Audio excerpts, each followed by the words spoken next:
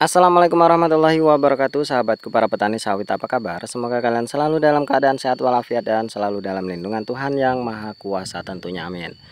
Teman-teman, pada video kali ini saya akan menjawab salah satu pertanyaan dari teman kita yang menanyakan di mana sih letak atau jarak ideal penebaran pupuk.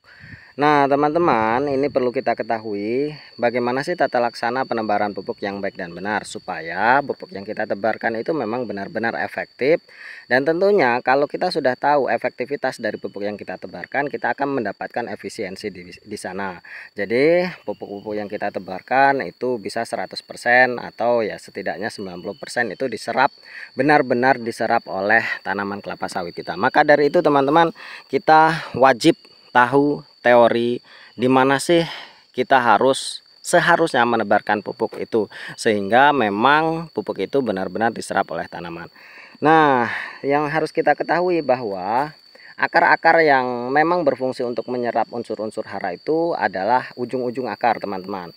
Sawit ini adalah tanaman dengan akar serabut yang memang memiliki ujung-ujung serabut yang lumayan cukup banyak. Namun akar-akar yang lumayan sudah cukup tua atau akar-akar yang berada di bonggol itu sedikit kesulitan, teman-teman. Ya, teorinya seperti itu yang saya baca, yang saya tahu bahwa akar-akar yang memang sudah tua atau di bagian bongkotnya itu daya serapnya itu kurang, teman-teman. Baik itu tanaman kelapa sawit ataupun tanaman yang lainnya, karena memang yang paling progresif dalam penyerapan unsur hara itu adalah ujung-ujung akar, baik itu akar tunggang ataupun akar serabut seperti kelapa sawit ini. Nah, dari teori ini, teman-teman, bisa kita simpulkan, bisa kita sederhanakan bahwa ujung-ujung akar lah yang memang sangat-sangat progresif dalam penyerapan unsur hara. Itu sederhananya. Dan dari teori itu yang kita sederhanakan, maka kita harus tahu di mana sih ujung-ujung akar. Itu yang terpenting, teman-teman. Yang kedua, yang harus kita ketahui, teori yang harus kita pahami adalah akar tanaman, baik itu tanaman serabut ataupun tanaman tunggang atau apapun, akan mencari tempat-tempat yang memang di mana unsur hara itu banyak, teman-teman. Yang pertama, yang kedua, akar-akar itu akan mencari di mana ada kelembaban air di sana. Dan itu adalah sudah natural, teman-teman, atau sudah takdir Tuhan lah, memang konsepnya seperti itu. Jadi akar itu akan terus berjalan mencari dari unsur-unsur hara yang ada. Ya, secara otomatis lah, kira-kira sederhananya seperti itu. Nah, yang ketiga, bahwa panjang akar itu berbanding lurus dengan panjang pelepah. Itu kalau kelapa sawit, teman-teman. Jadi bisa dikatakan sepanjang pelepah itulah sepanjang akar berada. Bisa kita lihat kalau daunnya 2 meter, maka akarnya juga 2 meter. Jadi maka dari itu orang-orang selalu merekomendasikan untuk membersihkan piringan itu selebar tajuk. Yang artinya bahwa ketika kita menebarkan pupuk berarti masih berada di area akar-akar yang ada.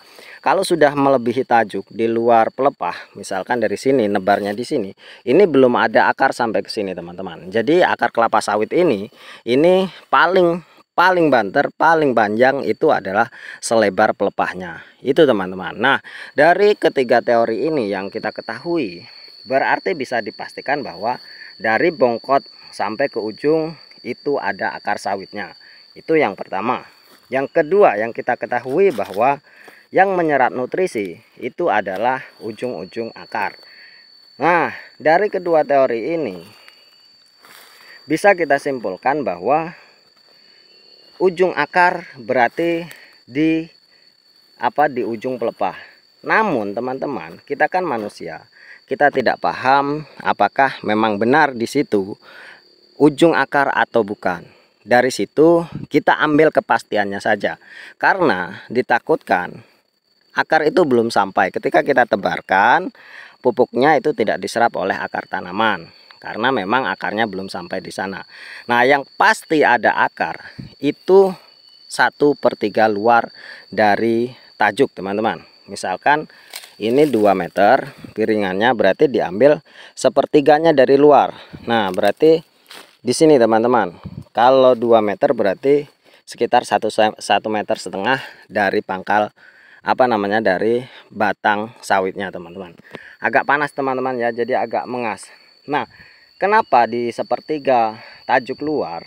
Ya karena kita bisa memastikan bahwa akar itu di sana. Meskipun bukan ujungnya, namun masih dikategorikan akar muda yang memang progresif penyerapan nutrisinya itu masih bisa terjadi teman-teman. Itu yang pertama. Jadi lakukanlah penebaran di sekeliling dari sepertiga tajuk. Itu yang pertama. Yang kedua, melihat dari teori yang keberapa tadi ya, bahwa akar itu akan berjalan atau mencari tempat-tempat yang memang banyak unsur haranya, atau tempat-tempat yang memang memiliki lumayan air yang cukup banyak. Jadi dia itu mencari tempat-tempat yang lembab. Di mana tempat lembab, disitulah banyak akar terjadi. Maka di sini teman-teman, piringannya saya hindari dengan penyemprotan racun rumput. Karena ketika saya semprot dengan racun rumput, maka di bagian piringan ini akan sangat-sangat kering teman-teman, dan tentunya pertumbuhan akar itu agak sedikit terganggu ya, walaupun tidak begitu signifikan. Maka saya biarkan gulma-gulma lunak ini ada di sini, biarkan saja, dan supaya memang kelembaban itu ada dan akar sawit itu masih tetap sehat. Itu tujuan saya teman-teman. Nah, kalau sawit sudah TM atau memang sawit yang sudah besar, biasanya kan sudah saling silang tuh teman-teman, pelepahnya itu sudah saling bertemu. Nah, berarti di sepanjang kebun kita itu semuanya ada akarnya. Semuanya itu akarnya sudah menjadi satu atau sama-sama menyatu. Nah, dari teori yang tadi bahwa mencari tempat-tempat lembab, biasanya progres penyerapan nutrisi itu ada di bawah-bawah tumpukan pelepah teman-teman. Jadi ketika kita menyusun tempat gawangan mati, itu biasanya akar-akar di bawah pelepah itu sangat banyak sekali teman-teman.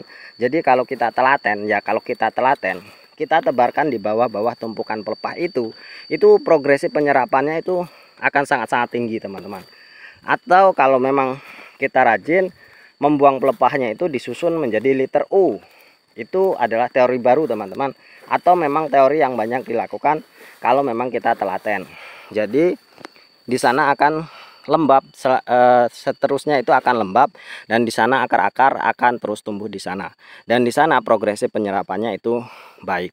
Dan tentunya teman-teman, kalau kita telaten ya, buat liter U, kemudian kita tebarkan pupuknya di bawah tumpukan pelepah. Yang pertama karena progresif dari penyerapan itu lebih tinggi, yang kedua memang potensi penguapannya itu akan kecil, dan kalau hanyut oleh aliran air juga potensinya lumayan cukup kecil. Jadi silahkan teman-teman, boleh bagaimana dari teori-teori tadi bisa diambil atau ditarik kesimpulan sendiri di mana sih kita seharusnya menebarkan pupuk yang ideal. Mungkin hanya ini teman-teman, semoga bermanfaat. Terima kasih atas perhatiannya. Wassalamualaikum warahmatullahi wabarakatuh.